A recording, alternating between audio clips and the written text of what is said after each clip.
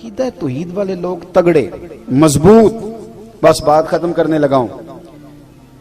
رومیوں نے نا حضرت عبداللہ بن حذافہ رضی اللہ تعالیٰ عنہ کو قید کر لیا تھا حضرت عمر کے زمانے میں. بڑے دلیر تھے.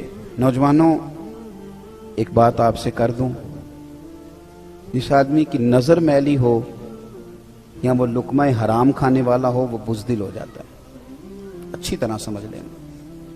جو سمجھتے ہیں ہم دلیر بنے, دلیر, ایک انہیں نظر پاک رکھنی چاہیے, دوسرا رزق پاکیزہ کھانا چاہیے. کبھی بھی وہ کمزور نہیں پڑیں گے. یہ بس دل کی تختی پہ لکھ لو. خوددار بنو گے تو تمہاری عزت بڑھ جائے گی, ہاتھ پھیلاؤ گے تو ختم ہو جائے گی. حضرت عبداللہ ابن حذافہ بڑے دلیر تھے, میدان میں لڑ رہے تھے رومیوں کے خلاف. تو 1000 فوجی تھا اور عبداللہ ابن حذافہ اکیلے تھے, لڑ رہے تھے. چونکہ وہ اقبال نے کہا تھا کہ مومن تو بے تیگ بھی لڑتا ہے سپاہی, اس کے تو ہاتھ میں شے کوئی نہ ہو تو پھر بھی لڑتا رہتا. لڑ رہے تھے, 1000 بندے نے مل کے گرفتار کیا, قابو نہیں آتے تھے. میں کہانی نہیں سنا رہا, حضور کے صحابہ کی شان سنا رہا ہوں. یعنی 1000 بندے نے. ہمارے بچے اللہ خیر فرمائے, انہوں نے موٹر سائیکل ایک ٹائر پہ چلانا سیکھ لیا ہے.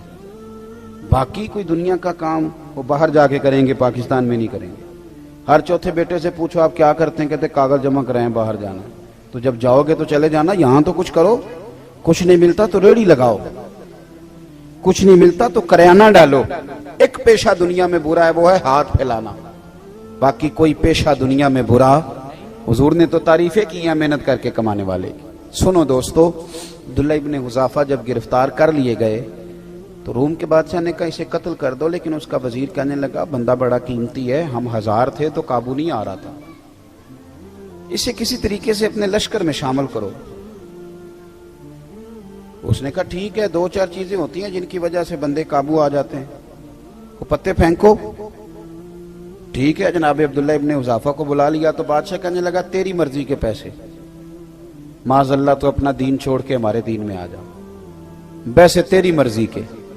تو حضرت عبداللہ ابن حذافہ چاروں طرف عیسائی ہیں روم کے, اور آپ جکڑے ہوئے ہیں زنجیروں میں. آپ اس کی بات دیکھ کے تو ہنسے, فرمانے لگے یار تو بڑا ہی بیوقوف ہے, کس نے تجھے بادشاہ بنایا؟ کیا مطلب؟ آپ فرمانے لگے او خدا کے بندے, تو مجھے پیسوں کا لالچ دے رہا ہے, میں نے پیسے کمانے ہوتے تو میں کاروبار کرتا, میں تو تلوار لے کے میدان میں آیا ہوں, مجھے پیسے نہیں چاہیے, نبی کے نام پہ شہادت چاہیے. میں شہید ہونے آیا ہوں تو پیسوں کا لالچ دے رہا ہے, پیسے تو میں کاروبار کرتا. اس نے دوسرا پتہ پھینکا, کہنے لگا بادشاہی کے علاوہ, یعنی سب سے بڑا بادشاہ ہوں میں, میرے علاوہ جو تو عہدہ کہے تجھے ملے گا.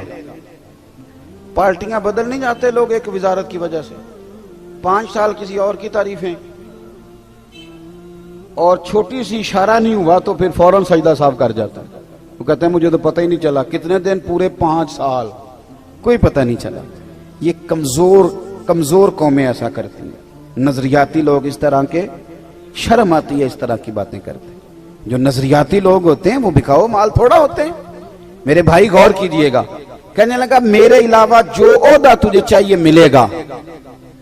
آپ پھر مسکرائے, فرمانے لگے یار تو مجھے کس عہدے کا لالچ دے رہا ہے, میں نبی پاک کا صحابی ہوں, اور حضور کے صحابی ہونے سے بڑا دنیا میں عہدہ ہے ہی کوئی نہیں. صحابہ تو وہ صحابہ تھے جن کی ہر صبح شام ہوتی تھی, خدا کا قرب حاصل تھا, نبی کی دید ہوتی تھی. اب اس نے غصے میں کہا اس کو قید کر دو, کل اس کا فیصلہ کریں گے. نوجوانوں غور کرنا, یہ ہے عقیدہ توحید و رسالت کے ماننے والے لوگ. بادشاہ کا وزیر کہنے لگا مجھے نہیں ایک موقع دیتے؟ کہا وہ کیا؟ کہنے لگا میری بیٹی بڑی خوبصورت ہے,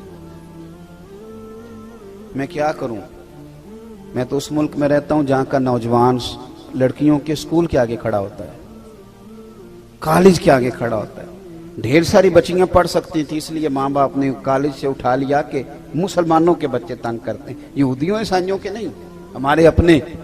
یعنی دل کے پھپھولے جل گئے سینے کے داغ سے, اور دیکھو میرے گھر کو آگ لگ گئی, گھر کے ہمارے بچے. اور یاد رکھنا جس کے گھر میں بیٹی ہوتی ہے نا, میں نے اپنے سر پہ کبھی بڑے بال نہیں رکھے, چھوٹے سے بال رکھتا ہوں. میری 7 بہنیں. ایک دن میں سڑک پہ کھڑا تھا, شاید 6ٹھی کلاس میں پڑھتا تھا, تو میں نے بالوں کو بڑی کنگھی کی, جیب میں کنگھی ہوتی ہے, ایک وقت ہوتا ہے نا بندے پہ. میں کنگھی کر رہا تھا تو میرے ابا جی بھینسوں کا چارہ لے کے آ رہے تھے, تو ایک بات انہوں نے مجھے سڑک پہ بلا کے کہی. مجھے کہنے لگے, پتر کنگھی شنگھی کر کے نہ نکلیا کر, میری یہاں 7 تیاں نہیں. اگر تو کسی کے گھر دیکھے گا تو پتہ نہیں کیا بنے گا. بس ختم ہو گئی بات, کبھی بال ہی نہیں رکھے, ختم ہو گئی بات اس کے بعد, اور کبھی خیال ہی نہیں آیا. یہ آپ اپنا گھر محفوظ کریں گے اگر آپ کسی کے گھر کی حفاظت کریں گے. بھائی, حضرت عبداللہ ابن حذافہ کے بارے میں وزیر کہنے لگا, میری بیٹی بڑی خوبصورت ہے. رات کو سجا سنوار کے بیٹی کمرے میں بھیج دی, لیکن سیدنا عبداللہ بن حذافہ ساری رات نفل پڑھتے رہے. ادھر دیکھو میری طرف, یہ کام ناممکن نہیں, تھوڑا مشکل ضرور ہے. آپ کے ذہن میں بن جائے نا کہ یہ چیز حرام ہے, یہاں کلک ہو جائے, تو اس کے قریب جاتے بندے کو کہہ آتی ہے, لطف نہیں آتا. آپ گوشت کھا رہے تھے, 2-3 لقمے کھائے تو بڑا مزہ آیا, تو پھر کسی نے بتا دیا زکوٰۃ کے پیسوں کا ہے, اس کا منہ میں ذائقہ بدل جاتا ہے کہ نہیں؟ چلیں ایک اور مثال دیتا ہوں. آپ کھا رہے تھے, بڑا مزہ آ رہا تھا, تو کسی نے کان میں کہہ دیا حرام جانور کا ہے. پہلے مزہ آ رہا تھا, لیکن جب اس نے کہا حرام جانور کا ہے تو کیا شروع ہو جاتی ہے نا, الٹیاں آنے لگتی ہیں نا. کیوں؟ کہ آپ کے ذہن کی یہاں فٹ ہو گیا ہے کہ حرام چیز کھائی جا سکتی. تو اگر یہ ذہن بن جائے نا کہ یہ حرام کام ہے عورت کی طرف جانا, تو پھر بھی انشاءاللہ قریب جاتے آپ کو لذت نہیں آئے گی, آپ کو کیا آئے گی کہ یہ میرے لیے جائز ہے. بس یہاں فٹ کرو کہ یہ حلال ہے اور یہ حرام ہے. عبداللہ ابن حذافہ رضی اللہ تعالیٰ عنہ کے سامنے بٹھا دیا عورت کو. ساری رات وہ کہتی ہے میں بیٹھی رہی, آپ ساری رات نفل پڑھتے رہے. صبح کا وقت ہوا تو وہ بی بی کہنے لگی تو بندہ ہے کہ جن ہے, انسان ہے کہ فرشتہ ہے, میں ساری رات بیٹھی رہی تو نے دیکھا نہیں؟ تو آپ فرمانے لگے نظر جھکا, میرے ساتھ بات نہ کر. کہا تو نے دیکھا کیوں نہیں؟ کہنے لگے کیسے دیکھوں, میں مدینے والے رسول کا ماننے والا ہوں.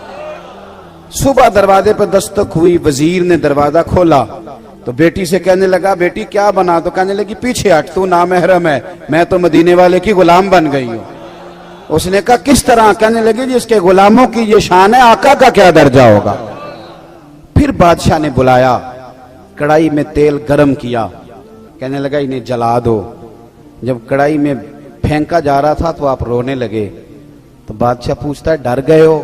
فرمانے لگے ڈر نہیں گیا, سوچ رہا ہوں ایک جان ہے, کاش میری ہزاروں ہوتی. او کچا رنگ للاری والا جیڑا چڑھدا تے لیندا رہندا, اے عشق تیرے دا رنگ محمد چڑھ جائے پھر نہیں لیندا. حضرت عبداللہ ابن حذافہ رضی اللہ تعالیٰ عنہ کی یہ بات سنی تو بادشاہ کہنے لگا ایک شرط پہ چھوڑتا ہوں, میرا نہیں دل کرتا کہ تیرے جیسے بندے مارے جائیں. فرمایا شرط کیا ہے؟ کہنے لگا چل یار کچھ نہ کر, نہ تو نے پیسے لیے, نہ عہدہ لیا, نہ عورت کے چکر میں آیا, نہ موت سے ڈرا. اس طرح کر میرے ماتھے پہ ایک بوسہ ہی دے دے, میں کبھی کہہ سکوں. آپ فرمانے لگے چلو یہ بات قابل قبول ہے, یہ کر لیتے ہیں. عقیدہ توحید و رسالت آپ کو جوان کرے گا, آپ کو تگڑا کرے گا. آپ تو ہر وقت کے مومن ہیں, مومن کی تو سانسیں بھی چلیں اس کے رستے میں, خالص اس کی رضا میں, تو اس پر بھی اللہ اجر عطا کرتا ہے. تو اپنے آپ کو مضبوط کریں, اپنے عقیدے کو, افکار کو مضبوط کریں. جب یہ مضبوط ہو جائے گا تو زندگی آسان ہو جائے گی, آپ کا اٹھنا بیٹھنا چلنا آسان ہو جائے گا. دعا کرتا ہوں جو میں نے کہا میرا اللہ قبول فرما لے. جہاں بھول گئے اللہ ہم سے درگزر